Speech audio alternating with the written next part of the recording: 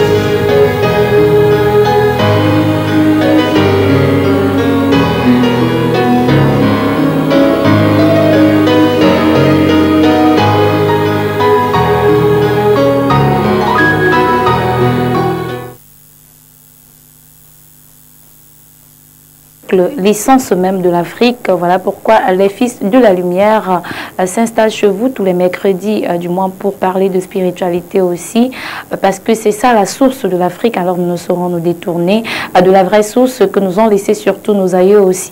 Alors pour le faire ce soir, je suis accompagnée bien sûr des maîtres, du maître, je vais dire oui, parce qu'il est seul sur le plateau ce soir, le maître Mokoko, qui est déjà du moins assis tout à ma gauche pour distiller aussi un peu de lumière, beaucoup plus, je veux dire, de lumière dans ce programme. Les Fils de la Lumière aussi sont déjà installés. Bonsoir, maître. Bonsoir, Laetitia. Bonsoir à tous les Fils de la Lumière. Bonsoir à vous, fidèles téléspectateurs de Carrefour TV. Merci de l'honneur que vous nous faites le mercredi de nous suivre chez vous. Alors, tout près du maître, le chef de classe, bien sûr, à la gauche du maître pour aussi soutirer toujours de la lumière. Bonsoir, chef de classe. Bonsoir, Laetitia. Bonsoir, maître Mokoko. Bonsoir à tout le panel. Alors, le panel au complet, bien sûr, parce que de ce côté, j'ai les Fils de la Lumière juste à ma droite. Benjamin Ounja n'a pas manqué au rendez-vous. Bonsoir, Benjamin. Bonsoir, Laetitia. Bonsoir à tous les fidèles téléspectateurs de Carrefour TV. Merci de l'honneur que vous me faites d'être invité sur ce plateau. Et exactement tout près de Benjamin, on a remarqué le jeune étudiant aussi qui a choisi de faire chemin avec nous. Jacques Nembo, bonsoir. Bonsoir. Comment vous allez ce soir? Ça va, ça va. Je vous dis bonsoir maître, bonsoir chef de classe. Déjà aujourd'hui elle est dans la classe des grands. Ça aussi bien salut mon frère Benjamin et panel. Merci. Mais on va dire que la classe des grands c'est à ma gauche et la classe des petits c'est à ma droite. Ah, non, dans tous les cas, vous allez grandir également pour atteindre le niveau. Le chef de classe a basculé parce qu'elle a augmenté de grade. Alors, nous parlons ce soir du zodiaque. Maître, tout de suite et maintenant, on va situer les téléspectateurs sur les signes, du moins quand on parle du zodiaque, à quel univers on fait allusion. Bien, disons, merci d'abord Laetitia, disons déjà que pour définir le zodiaque, il faut d'abord rappeler que c'est un thème qui commence de l'astral. Voilà pourquoi le zodiaque, comme les Blancs l'ont défini, puisque c'est une définition plus ou moins laroussienne, c'est donc une sphère cosmique, céleste, dans laquelle chevauchent la Lune et le Soleil, et bien entendu aussi c'est une planète majeure et en plus les 12 signes. C'est là où ça devient intéressant et c'est là où ma définition à moi, parce que moi je n'ai pas beaucoup plagié oui. Ce qui a déjà été dit. Alors, ceci m'inspire de certains livres de certains grands maîtres qui ont eu à épiloguer sur ce thème. Donc pour ma part, justement, c'est la combinaison effective de ces symboles plus ou moins spirituels et qui sont en corrélation directe avec les attitudes, les comportements Et les vacillements, ça peut être positif ou négatif, des individus, des situations même, de toute la vie de tous les jours. Oui. Alors Benjamin, à quoi nous servent les signes? On va s'attarder sur les signes astrologiques qui en font partie, comme le disait Maître. À quoi nous servent donc ces signes astrologiques? Je dirais pour ma part que ces signes nous servent à nous identifier par rapport peut-être à nos comportements, par rapport à ce que nous, par rapport à la sphère dont nous vibrons. Donc, je pense que, comme Maître l'a dit, Bert a essayé de donner techniquement de quoi il s'agit, mais à mon humble avis, lorsqu'on parle généralement du zodiaque, ça fait beaucoup plus allusion au comportement des individus, que ce soit du côté positif ou du côté négatif, dépendamment des 4 éléments de la vie, c'est-à-dire que l'air, l'élément air, l'élément feu, l'élément terre et l'élément eau. Donc, dépendamment de ces éléments, nous appartenons effectivement à un signe de zodiaque précis. Par rapport à ce signe de zodiaque précis, on a des attitudes, des comportements qui vont avec. Oui.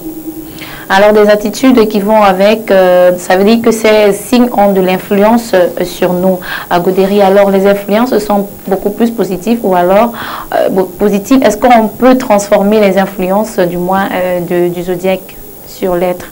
Oui, ces influences peuvent être transformées dès lors que vous connaissez comment agencer les signes. Dès lors que vous connaissez quel est le code à utiliser, oui, vous pouvez changer le cours de ce zodiaque si vous constatez que votre signe astrologique vous donne plus de points négatifs. Vous pouvez, à partir de certains éléments, changer le cours de ces zodiaques. Donc, ne pas subir ce que votre signe vous fait endurer, quoi. Oui. Oui. Alors, Jacques, on va aller sur la base de votre signe. Vous êtes de quel signe astrologique? Capricorne. Capricorne. Est-ce que votre signe influence négativement ou positivement votre vie? Avant d'arriver sur mon signe, je vais arriver sur sa définition parce que ce n'est pas mon signe qui définit généralement ça. Oui. Je pense que dans les signes des zodiaques, chaque signe a son élément positif et négatif. A son influence, je ne sais pas, je vais dire planétaire, comme il a son élément. Oui. Ça veut dire forcément que si tu es à la compte de ton élément, le signe donne des jours positifs, des jours négatifs. Donc forcément, il y a du positif et du négatif. Un peu difficile de savoir si mon signe me donne plus d'influence négative ou positive. Parce que parfois, ça dépend de la vision. Oui. Quelque chose peut être négatif et il reproduit le positif. C'est un peu complexe dans ces domaines. Je vais donner par exemple un signe astrologique. On dit par exemple, celui-ci par exemple aime changer les choses. Dans un aspect, ça peut être négatif, dans un aspect, ça peut être positif. Je pense que ça dépend de comment la personne... C'est quoi la variance? Qu'est-ce qui change la donne? Sur les signes, en général... Le fait qu'un qui est Capricorne soit d'un côté positif et un autre qui est du même signe soit d'un côté négatif. Bon, déjà, je ne suis pas très fort en signe, mais je vais arriver sur mon signe. Oui. Les Capricornes, par exemple, vous avez le premier décan, vous avez le deuxième décan, vous avez le troisième décan. Ils n'ont pas les mêmes influences. Ils ont par exemple quelque chose qui les globalise, oui, mais ils ont toujours quelque chose qui les distingue encore. Bon, et généralement, je ne vais pas prendre le sens de positif-négatif. Je veux plutôt prendre le bon jour et le mauvais jour. Parce que quelque part, pour moi, tout peut être positif, négatif. Ça dépend comment on voit la chose. Oui. Mais par contre, un Capricorne, par exemple, du premier décan, on peut le dire, le lundi, si tu vas l'acheter ça, c'est pas un bon jour pour l'acheter. Ça ne veut pas forcément dire que le lundi est négatif pour lui. Peut-être le lundi est bon pour lui pour aller nager. Bon, c'est dans cette philosophie que moi, je regarde plutôt à quoi les signes astrologiques peut-être peuvent nous ramener ou nous guider. Alors maître, donc ça veut dire selon les jours aussi ça peut varier pour dire que le mois et l'année de naissance peut influencer la personne qui porte le signe. Oui, mais c'est justement ça le problème parce que à un mois de naissance donné, à un signe aussi particulier. Oui. Ceux qui sont nés par exemple au mois de novembre n'ont pas le même signe que ceux qui sont nés au mois de janvier, vous voyez, oui, un peu. Bon, encore que, même dans la classification des mois, il y a toujours du 21 au 22. À chaque fois, c'est systématiquement le cas. C'est-à-dire que ce n'est pas forcément le mois de novembre qui appartient au Scorpion. Vous voyez? Mais c'est à partir d'une certaine partie de ce mois, finissant au mois qui suit. Par exemple, le 21, disons, je dis n'importe quoi. À partir bon, allons techniquement, et ce qui est vrai, ne disons pas n'importe quoi. Oui. À partir du 21 octobre jusqu'au 22 novembre, c'est les Scorpions. Oui. Ça, c'est quelque chose qui est là, qui ne changera jamais. Oui. Voyez, voilà un exemple clair. Donc, si dans cette tranche de temps, il y a un individu qui est né, par exemple, le 5 ou le 10 ou le 14, il a bien sûr certaines entités qui l'accompagnent, certaines influences planétaires également qui l'accompagnent. Ce ne sera pas la même chose par rapport à un autre individu qui est né, par exemple, vers la fin du mois de novembre ou alors vers la fin du cycle des Scorpions qui est effectivement le 22 novembre. Novembre, oui. Donc, mais ce qui est intéressant, c'est que quand on est sur le chemin de l'initiation, on devrait pouvoir apprendre à être le maître de ces cycles et non pas les subir comme disait tout à l'heure Godéry. Oui. Il est très important d'en être le maître. Il est très important de posséder entre ses mains le bâton de commandement. C'est à cela qu'on s'identifie comme un être vivant et non comme un être qui, je ne sais pas, qui est plutôt influencé par la vie. Oui. Il y a autre chose. On a parlé tout à l'heure des éléments. Bien entendu, les signes sont aussi de 12. Les éléments sont 4. Donc ça veut dire que 3 signes pour un élément. Oui. Je crois que si on fait la multiplication, ça nous donne 12. Oui. Donc, pourquoi est-ce que ceux qui sont soumis à l'élément feu sont beaucoup plus martiens, par exemple, que ceux qui sont soumis à l'élément eau? Et bien entendu parce que l'élément feu est dominé aussi par Mars. Vous voyez? Oui. Et Mars, c'est un guerrier, un martien, c'est-à-dire un combattant par essence. D'ailleurs, l'invocation de Mars, c'est une invocation qui, si vous n'avez pas la possibilité d'avoir le contrôle sur vous-même, vous commencez à détruire à un moment donné tout autour de vous. Or, en réalité, c'est plutôt le feu positif de Mars qu'on devrait pouvoir cultiver en soi. C'est-à-dire laisser la guerre des armes, mais plutôt que la guerre soit celle du verbe. Oui. Vous voyez? Bon, je m'arrête d'abord là. Alors, on va dire que la suite sera du moins le meilleur reste à venir. Benjamin, est-ce qu'il est possible alors pour un être de pouvoir changer son signe zodiacal? Est-ce qu'il est possible de le faire si sur la base c'est la nature qui le lui a donné? Est-ce qu'en spiritualité, donc, il est possible?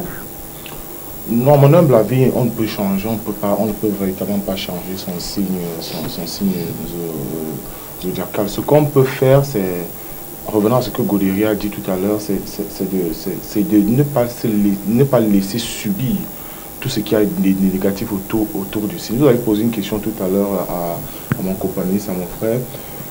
Il y a, à mon humble avis, je passe le contrôle de maître toujours parce qu'il peut rectifier si je me trompe. Lorsque vous voyez par exemple quelqu'un qui est né, par exemple un Verseau, par exemple, vous allez parfois voir par exemple un Verseau qui a plutôt l'âme d'un guerrier, c'est-à-dire qui se comporte comme quelqu'un qui a l'âme d'un guerrier. C'est parfois au niveau des influences, comme elle disait tout à l'heure, des planètes, c'est-à-dire qu'il y a des gens qui naissent un certain jour, et par rapport à ce jour-là, il y a une certaine influence, par exemple, soit de la Lune, soit du Soleil, soit d'une planète quelconque, c'est-à-dire Mercure et autres. Et par rapport donc à ça, il est obligé, en fait, c'est pas qu'il est obligé, mais l'influence fait en sorte qu'il a les comportements d'un autre signe, alors qu'il ne devrait pas avoir. Ce qui fait qu'à un moment donné, on se dit effectivement que, mais pourquoi on sait généralement que, par exemple, les Verseaux sont des gens peut-être calmes, et lui, on voit plutôt l'âme d'un guerrier en lui. Effectivement, c'est parce que lors de sa naissance, par exemple, il est né, par exemple, sous l'influence d'une certaine planète. Si par exemple, il est né sous l'influence de Mars, en étant Verseau, il aura les comportements d'un guerrier. Donc voilà un peu ce que je peux dire. Mais dans le fond, changer réellement son signe zodiacal, à mon humble avis, c'est pas possible. Oui. Alors, est-ce que l'influence, la compatibilité, je veux dire, Jacques, est-ce que aussi avec la compatibilité amoureuse, par exemple, ou encore n'importe quelle compatibilité, voire même amicale, est-ce que pour choisir les amis, encore, les amoureux doivent se baser sur les signes zodiacaux pour pouvoir, est-ce que compatibilité peut marcher également avec ces signes? Sans aucun doute, oui. Vous savez, il y a une différence parfois entre connaître quelque chose et essayer pour voir. Oui. Bon, généralement, un homme averti, c'est quelqu'un que quand il fait quelque chose, il sait d'avance ce qu'il est en train de faire. Ça, c'est l'avantage des hommes initiés. Mais par contre, dans la vie collective, il y a des gens qui arrivent à s'embrouiller, trouver les accoucher, mais quelque part quand même, puisqu'ici on parle d'infiance, on parle des choses qu'on ne contrôle pas, qu'on ne peut pas changer. Oui. Mais par contre, qu'on peut améliorer. Et il faut déjà le savoir. Mais j'ai eu à lire quelquefois sur un documentaire qui disait l'astrologie est quelque chose qu'on le prend particulièrement à 80% dans sa réalité. Ça veut dire qu'il y a des XW que les grands maîtres peuvent savoir d'un déplacement, mais à 80%. Il y a des signes qui ne peuvent pas s'engencer parce que même en termes mathématiques, ça ne donne pas. Bon, je ne sais pas, je vais un peu dire quelque chose aussi banal comme ça. Si tu mets du feu ici, tu mets de l'eau ici, forcément si le feu ne l'éteint pas, le feu va faire l'eau bouillir. Ça, de toute façon, ça va changer. Ça veut dire que les deux là ne pourront pas avoir un bon mécanisme. Oui. Donc, sur l'astrologie, ça fonctionne un peu comme ça aussi. D'accord. Alors, j'avais Godéry sourire. Est-ce que vous voulez ajouter quelque chose? Non, j'ai compris ce qu'il venait de dire. Et puis, bon, comme moi je suis du signe feu, j'ai dit peut-être qu'il est du signe eau. Et puis, oui.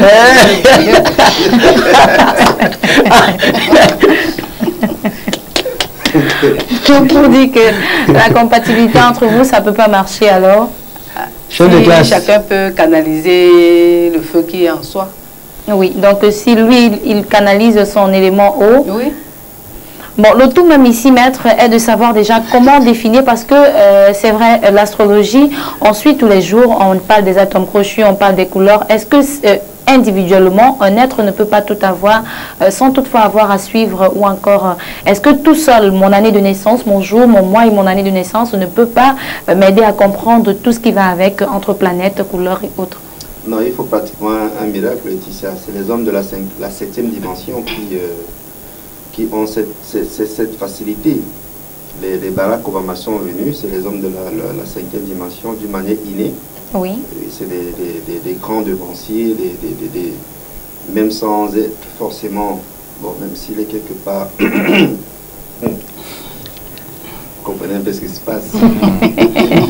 Le maître est un peu touché, alors bon, c'est pas grave parce qu'on a encore des moments à partager ensemble et puisque la lumière y est, ça va aller très bien à la fin de cette émission. J'étais disant que même comme il est quelqu'un d'une loge que je vais taire le nom, oui, d'une loge assez répandue dans le monde d'ailleurs, une loge qui appartient au grand gouvernant du monde, c'est quelqu'un d'abord qui est né d'une étoile planétaire de la 5e dimension. Ça veut dire que par naissance et par essence, il était venu pour accomplir de très très grandes œuvres, pour changer beaucoup de choses. D'ailleurs, vous voyez, ce fut le tout premier président noir dans un pays qui a subi la ségrégation raciale pendant des siècles.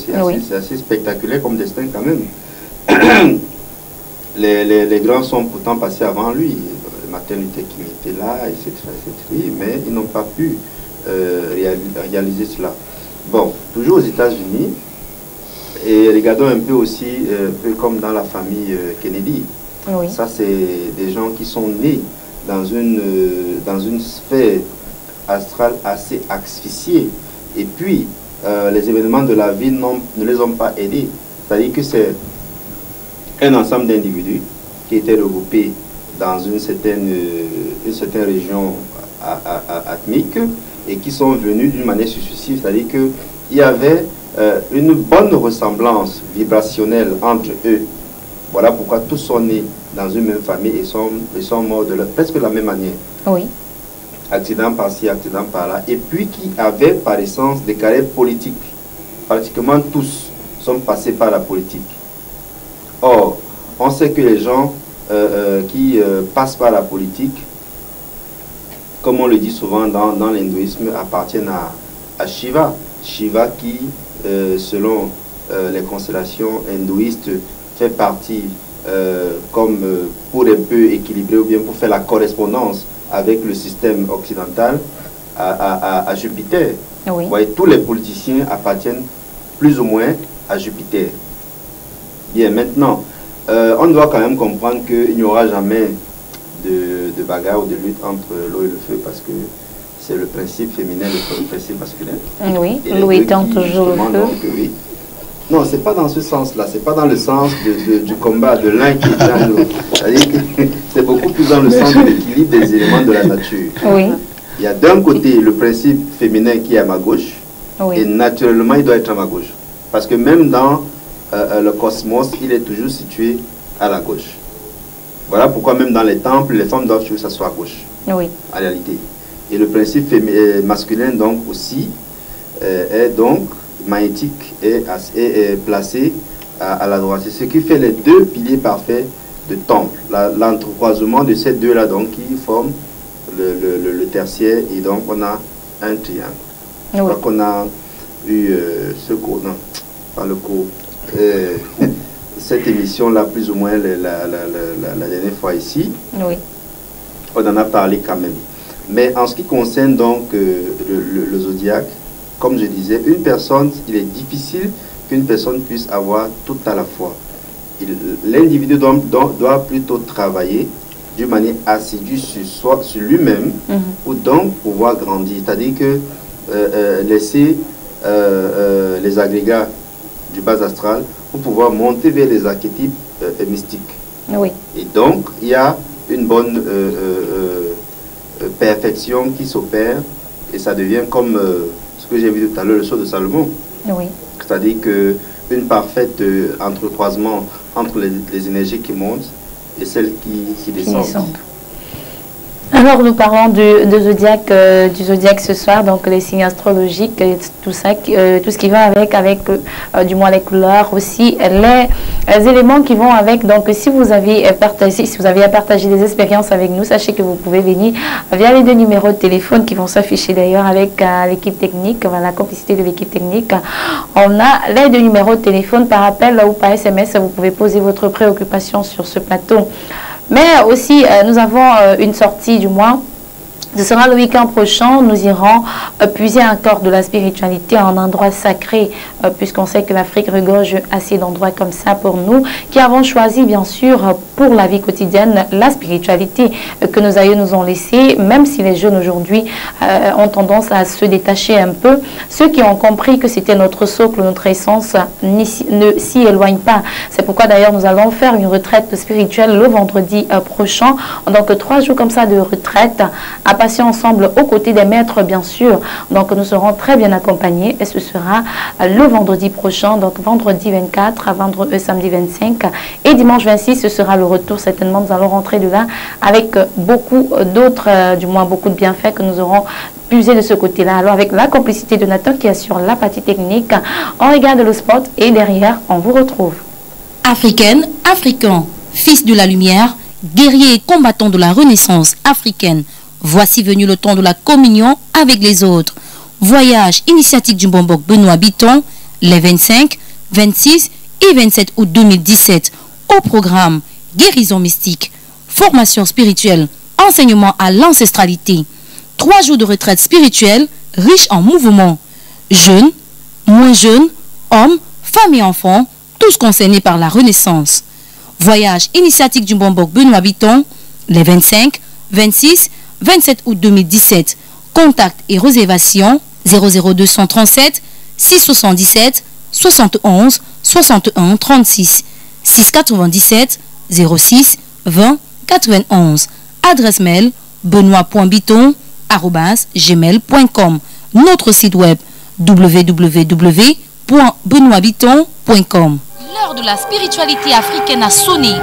Fille de la lumière, fils de la lumière de la diaspora, Le Bombok Benoît Bitton sera à Paris du 18 septembre au 16 octobre 2017 pour une série de stages initiatiques sur les codes mystiques de la montagne de lumière, sa confection, ses rituels sacrés ainsi que les formules de sa bénédiction. La montagne de lumière, comment la voir? Quels sont les rituels qui sont liés à elle et comment les faire? Comment la bénir et la consacrer?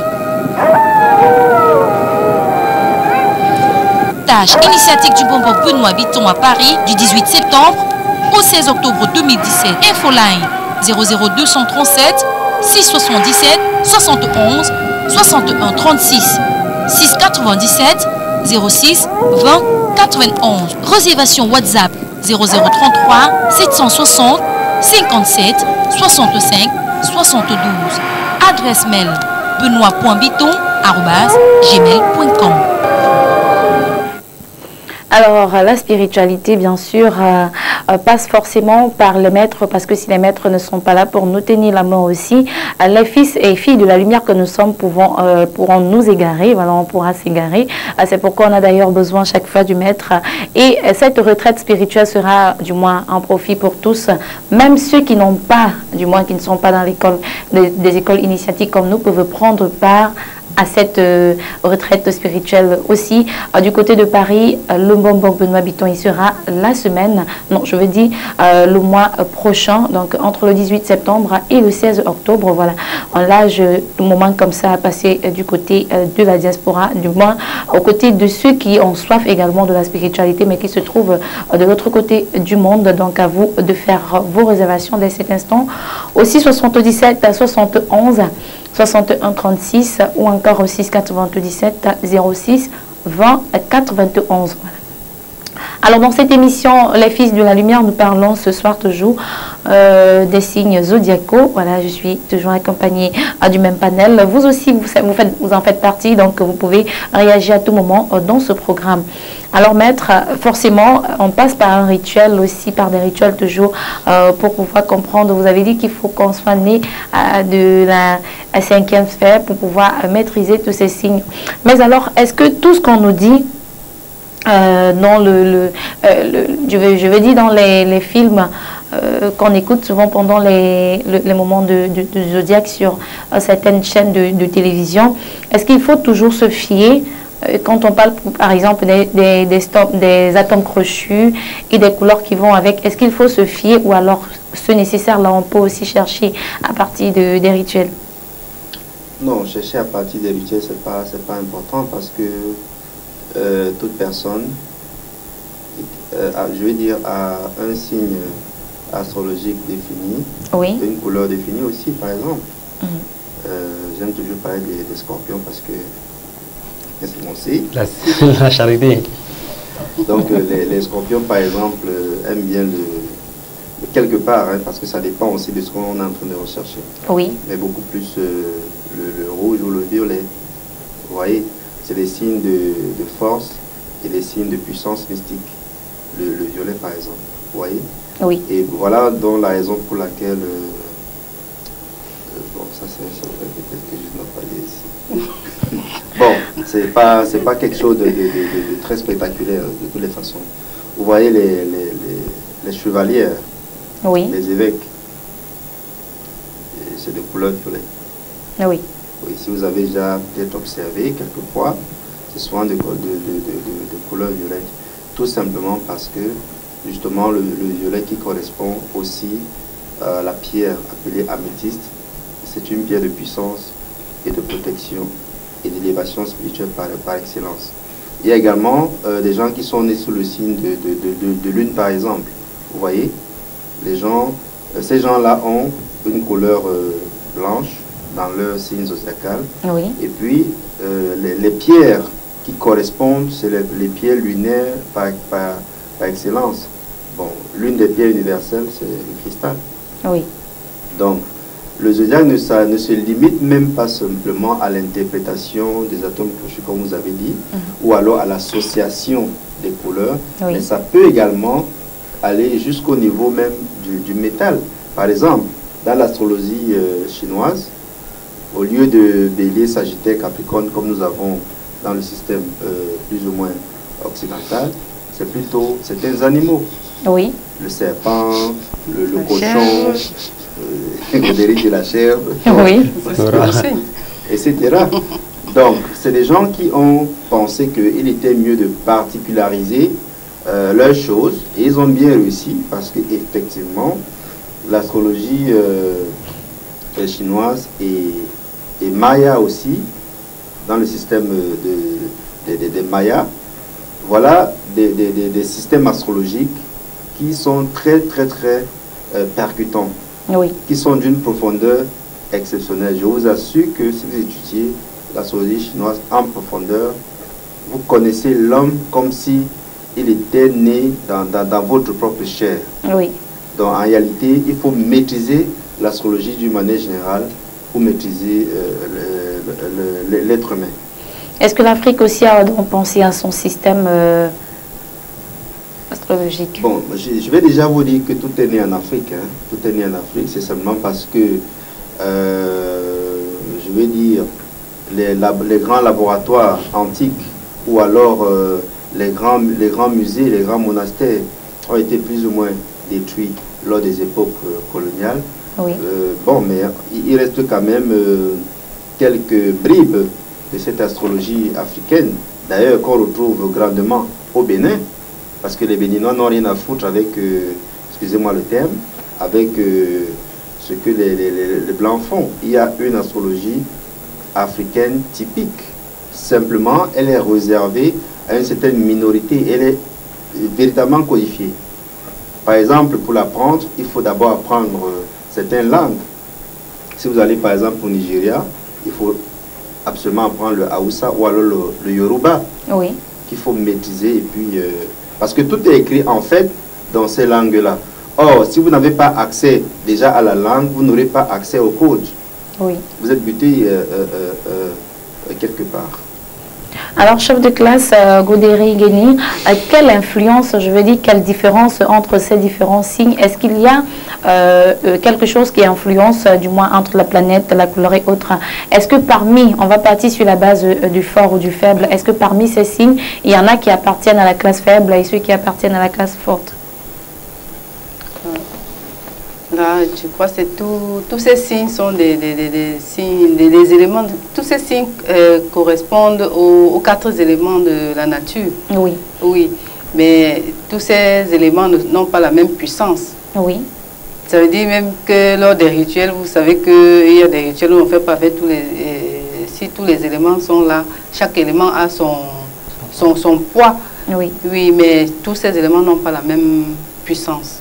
Il y a des faibles et il y a des forts. Oui, attendons-nous sur les 4 éléments, Benjamin. Est-ce que ceux qui appartiennent, donc les 4 signes qui vont appartenir au feu, par exemple, parce que c'est le feu et que ça peut brûler, seront moins faibles ou alors moins forts que ceux qui appartiennent, ceux des 4 qui appartiennent à l'élément eau? À mon humble avis, il n'y a pas de fort, il n'y a pas de faible, mais ils se complètent, en fait. Moi, je pense qu'ils se complètent. Et concernant ces éléments, il y a, généralement, Maître l'a dit tout à l'heure, il y a 3 éléments, 3 fois 4, quoi, par rapport aux éléments de la nature. Moi, je prends par exemple, ils se complètent et généralement, ils jouent beaucoup plus sur le comportement. Je prends par exemple les signes de l'air. Par rapport aux signes de l'air, il y a par exemple le Verseau, il y a le Gémeaux, si je ne me trompe pas, il y a les Balances. Vous allez vous rendre compte, par exemple, que ce sont des gens qui ont beaucoup plus d'agilité mentale.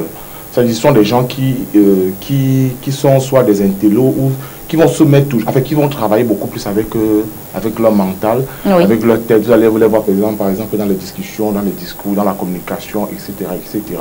Bon, maintenant, les éléments de la terre, ils auront beaucoup plus notre approche. Les éléments de l'eau auront une autre approche.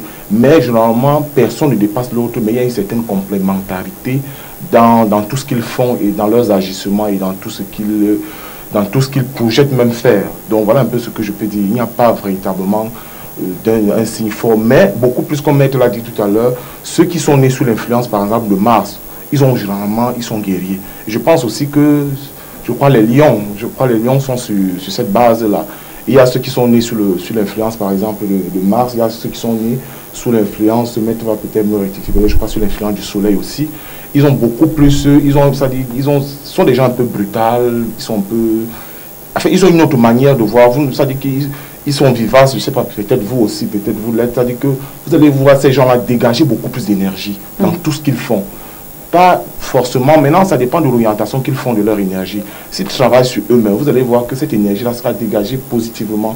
Mais s'ils ne travaillent pas sur eux-mêmes, ce sont des gens qui vont aimer par exemple les bagarres, qui vont insulter des gens, qui vont... Bref, il y a une certaine complémentarité dans tout ce qu'ils feront en ce moment-là en fait. Dans les coulisses, Jacques me parlait de malchance. Est-ce que certains signes zodiacaux alors ont cette façon de souvent se penser qu'ils appartiennent à ceux qui ont la malchance? Pour moi, il n'y a pas un signe qui appartient à ma science. Je vais un peu peut-être revenir toujours à ce que Benjamin disait tout à l'heure. La vision que moi particulièrement j'ai des signes, c'est un peu comme la nature, comme une armée. Oui. Je ne pense pas que la terre dirait qu'il est plus fort que la plante. Parce que quelque part, malgré que c'est sur la terre que la plante pousse, sans plante aussi, la terre n'a pas de nutrition. Bon, forcément, il y a cet enjancement. Les signes de zodiaque, pour moi, c'est un peu comme si maître aujourd'hui s'est mis, on dit, voici les élèves des Lumières, il faut former une équipe. Il ne va pas se baser d'abord sur nos capacités de force. Il peut directement d'abord commencer par les mathématiques astrales, qui veut dire, un Capricorne a cette faculté, un Scorpion a cette faculté. Que tu l'aies déclenché ou pas, on veut dire influence. Influence ne veut pas dire que tu l'as. Influence veut dire que tu es influencé. Ça veut dire on peut t'élever jusqu'à ce niveau. Forcément, comme Benjamin disait tout à l'heure, tu as par exemple les Scorpions qui se comportent comme peut-être les Verseaux qui se comportent comme les Scorpions. Mais si on arrive à l'élever, il va rentrer à sa case initiale. Ça veut dire qu'il est perdu. Donc pour moi, quelque part, je pense que la force ou faible n'est pas du côté. La maître a dit tout à l'heure, quand je parlais au chef de classe de l'eau et le feu, la vision de force qu'il a mis n'était pas de notre vision. Ça veut dire quelque part, quand même, cette force est d'une... C'est pas de la vision de force que nous sommes en train de voir. Parce que techniquement, il n'y a pas de plus fort. Oui. Tout le monde a besoin de l'autre pour bien s'améliorer. Maintenant, quand on revient maintenant à la malchance, je ne sais pas si je serai dans le même contexte ou pas, mais je dirais quand même que pour moi, la malchance a 3 volets. La première, c'est la mauvaise influence du jour. Parce que sur les signes, quand même, il y a le jour qui n'est pas bon pour faire quelque chose. Ça, oui. Je suis quand même sur le contrôle de maître, si je me trompe. Il y a des jours pour faire quelque chose. Il y a des couleurs, par exemple, qui ne sont même pas bonnes pour un certain jour. Parce que, quelque part, je me dis, parfois, quand un homme joue à l'initiation, ou veut s'initier, ou s'initie, il faut aussi qu'il sache quand même qu'il est aussi attaqué à certaines réalités. Quand tu ne connais pas quelque chose, tu peux prendre ça, tu jettes ici, ça ne fait rien. Mais dès lors que tu connais, si tu fais aussi l'été, tu peux aussi être imputé. Oui. Donc, pour moi, la malchance, parfois, peut être...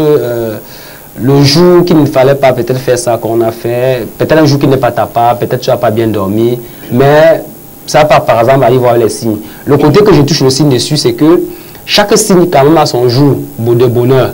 Par exemple, je reviens un peu chez moi, je suis Capricorne. Quand tu regardes l'astrologie, par exemple, on dit le Capricorne, le samedi est bien pour lui. Oui. Bon, je suis un homme spirituel. Si par exemple... je ne sais pas, j'ai envie de faire peut-être quelque chose avec, peut-être au milieu des femmes ou avec les femmes. Moi, je sais par exemple que le vendredi est bien pour les femmes. Forcément, donc ça veut dire quelque part, il y a quand même les enseignements qui influencent ces genres de choses-là. Oui. Bon, la malchance pour moi, ce n'est pas le signe qui le fait. Et encore un peu sur la malchance, on a aussi le karma. Hein. Oui. Alors, j'allais justement y arriver, chef de classe. Est-ce que le jour influence, comme disait Jacques, donc avec les couleurs également, si le signe, par exemple, du Capricorne a pour couleur verte, la verte, est-ce qu'il faudrait donc qu'il aborde seulement les couleurs de sa couleur, ou alors, en fonction des jours, il peut varier les couleurs? Un être humain, un être vivant ne peut pas aborder une seule couleur. Il doit varier ses couleurs et peut-être s'il a un rituel particulier à faire, ce jour indiqué, il aborde la tenue qui correspond. Oui. Parce que la tenue donc s'il a pour jour favorable le samedi, ce samedi, il faudrait qu'il mette la couleur qui va avec lui, la couleur verte? Non, ce n'est pas ce que je dis. Je dis, s'il a un rituel à faire et que ce jour... il y a une tenue, une couleur particulière à arborer. Il faut que cette tenue soit arborée parce que ça émet une certaine vibration. Oui. Alors, le maître va nous dire à quelle corrélation, je veux dire, quelle influence du moins quel rapprochement entre les signes zodiacaux, j'y arrive, et la numérologie, parce qu'on sait aussi qu'on parle de chiffres porte-bonheur. Oui, j'ai dit la semaine dernière sur ce même plateau que certains signes sont également sous la domination de certains chiffres. C'est-à-dire que le nom que l'on porte s'associe avec la date de naissance, qui s'associe avec le jour de naissance, et donc le jour de naissance et le mois de naissance, on touche donc déjà le zodiaque. Oui. Parce que le zodiaque est déterminé et conditionné à travers le mois de naissance. Le mois de naissance donc a une certaine signification numérologique. Si c'est par exemple décembre, on a 12. Or, dans la numérologie, il faut partir entre 1 et 9. Et 9, oui. Étant donné que se donne 12, 12 nous ramène à 1 plus 2 qui nous donne 3. Alors, si par exemple, le 3, c'est le chiffre du chemin de vie, il faut donc savoir que vous êtes prédisposé à une carrière d'écrivain, par exemple. Oui. Vous êtes également prédisposé à une carrière mystique. Vous pouvez également être prédisposé à une carrière multidimensionnelle. Je ne vais pas le cacher. Comme moi j'ai presque tout fait. L'aviation civile, oui, la communication d'entreprise, technicien de médecine douce,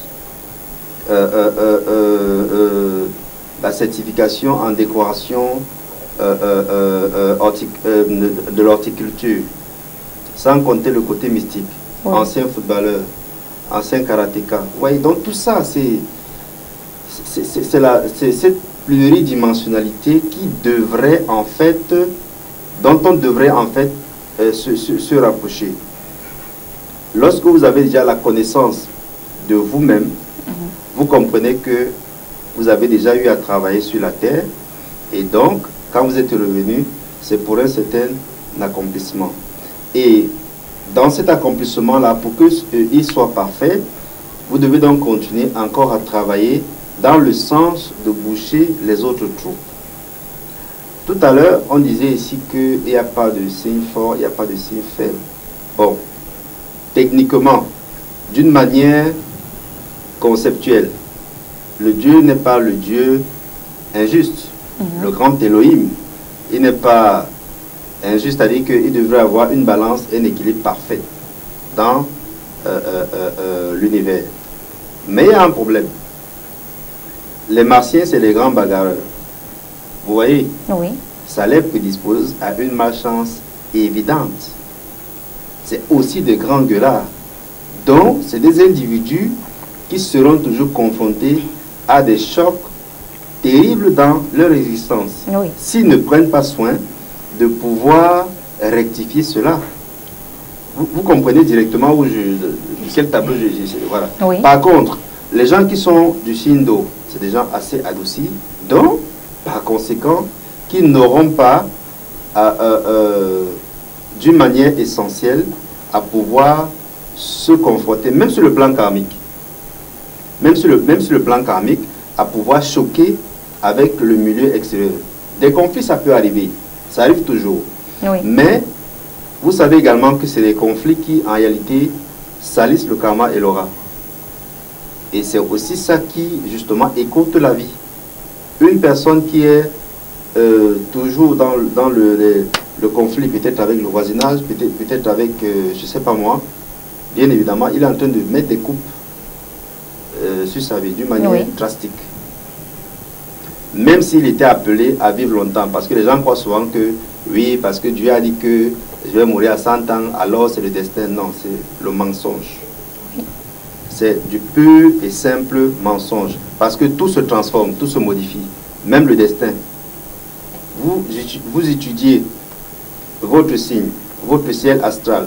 Vous êtes venu pour la pauvreté. Vous pouvez renverser, vous pouvez transformer cela. Oui. Voilà pourquoi les gens prient. Voilà pourquoi les gens font des protections. Voilà pourquoi les gens font les appels de lumière. Oui. Sinon, on resterait les bras croisés Vous dites, bon, ok, tout est fait.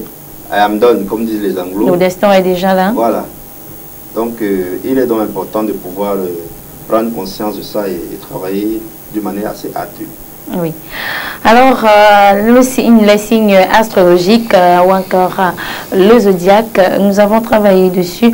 Benjamin, qu'est-ce qu'il faut donc faire pour maintenir au top, du moins que son signe soit toujours, reste aussi positif chaque jour, même s'il y a parmi des jours qui ne sont pas favorables? À mon humble avis, pour des débutants, il y a des jours favorables, il y a des jours qui ne sont pas favorables. Mais pour un véritable initié qui a atteint un certain summum, tous les jours sont favorables pour lui pour faire certaines choses, à mon humble avis.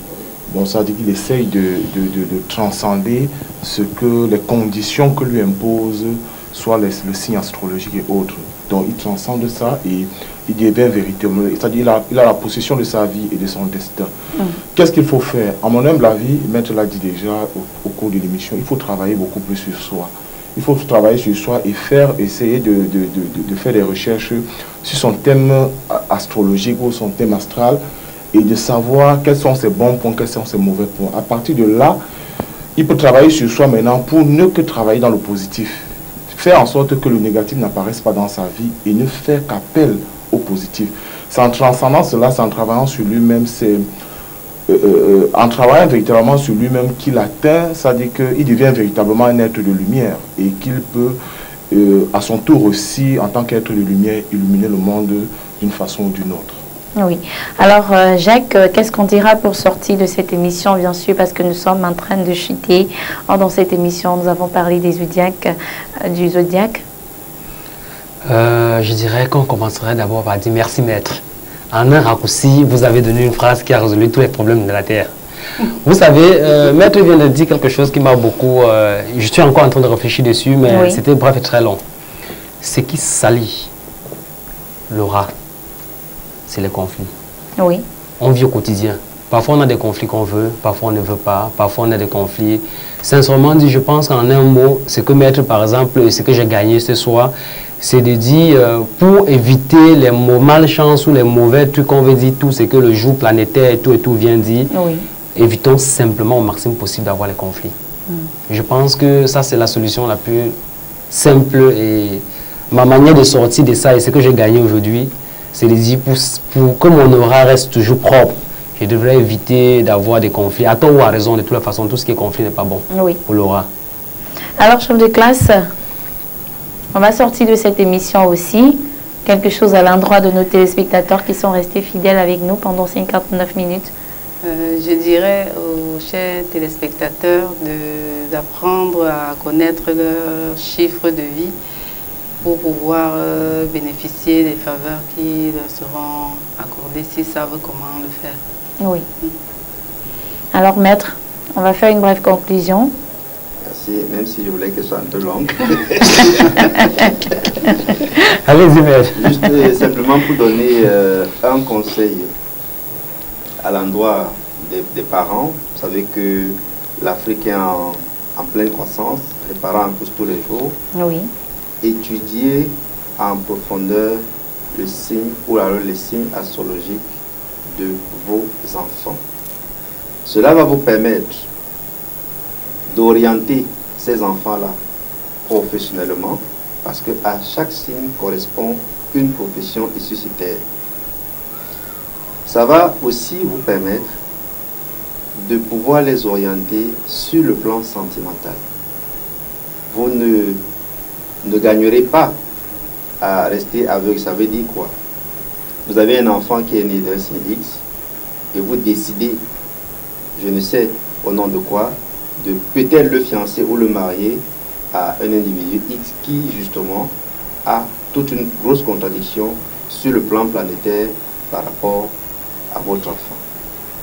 Ça va également vous permettre de pouvoir les orienter déjà dans le bas âge au niveau de l'orientation même scolaire. Beaucoup d'échecs sont arrivés parce que l'enfant vous dit très bien que il veut faire mathématiques ou bien philosophie ou mécanique, mais vous trouvez que parce que l'enfant du voisin est aux États-Unis à cause de ceci, à cause de cela, oui, vous voulez aussi entraîner votre enfant dans ce même sillage qui va plutôt vous faire jeter de l'argent par les fenêtres. Du coup, il y a un découragement et ce dernier n'a plus la capacité, l'appétit de l'école parce qu'il ne se sent pas dans son élément. Oui. Il est donc très important d'avoir cette écoute active au niveau de l'orientation. Et surtout, une dernière chose, je vous avais promis que ma conclusion serait... Oui, maître, toujours dans la même lancée, je voudrais bien qu'on fasse comprendre également à ces moments parce qu'il y a certains enfants qui naissent vers la fin du mois. Voilà, on va voir vers le 28 et on préfère projeter l'enfant au 1er, par exemple, si c'était le 28 décembre, on projette pour le 1er janvier prochain. Voilà, un enfant qui sera peut-être égaré. C'est une grosse erreur, c'est une aberration mystique, c'est-à-dire c'est un plagiat. Vous ne pouvez pas naître peut-être sous le signe de Raphaël et que on vous attribue peut-être Michael, qui n'a rien à voir avec vous. C'est pas parce que tous sont des entités spirituelles que vous allez forcément vous retrouver dans votre élément. Non, non et non. Si vous n'êtes pas dans le sillon qui vous sied, vous allez vous égarer. Vous allez toujours avoir dans votre vie des rétrogradations. Vous allez toujours avoir des situations malheureuses parce que l'orientation mystique, c'est-à-dire que, comme on dit souvent dans la tradition africaine d'une manière générale, ton dos est mal habillé, ton dos est mal placé. Oui. Donc, il est important de pouvoir, pour générer aussi d'autres Thomas Sankara, d'autres Kwame Nkrumah, d'autres Nelson Mandela, voilà les gens de la 7e dimension, les Nelson Mandela et autres. Donc pour générer encore ce genre d'individus, il est donc mieux de même étudier le jour où vous pourriez avoir, ou le mois où vous pourriez avoir naissance. Parce que vous savez que c'est 9 mois. Donc le jour même où vous décidez de concevoir est très important. L'heure même à laquelle, d'ailleurs le jour où il faut faire les enfants, je l'ai déjà dit ici, c'est le vendredi. Quand les heures sont en train d'être rajasiques, c'est-à-dire fluides, à partir de 17 h. Oui. C'est parfait. Et donc, le cosmos va vous envoyer des âmes spirituelles, des âmes élevées, des âmes qui seront pour servir et non pour se servir. Merci Laetitia. Alors, voilà, la conclusion est très bien faite par le maître. On doit seulement comprendre qu'on n'a pas été là pour rien. Voilà, nous osons croire que nos téléspectateurs ont pu noter quelque chose. Les fils de la lumière, d'ailleurs, ne me diront pas le contraire. Ils ont profité au max ce soir. Alors, on aura un autre numéro le mercredi prochain. Donc, il faut rappeler que ce programme prend les rênes chez vous quand il est 20 h, heure du Cameroun, bien sûr, donc heure d'Afrique centrale. Avec le GMT plus 1 dans 21 h, heure GMT. On prend les rênes chez vous, les fils de la lumière. Donc, on se retrouve dans un autre numéro mercredi prochain. Merci à tous les techniciens qui ont assuré la partie technique. Merci à vous, amis téléspectateurs. Surtout, passez une agréable nuit.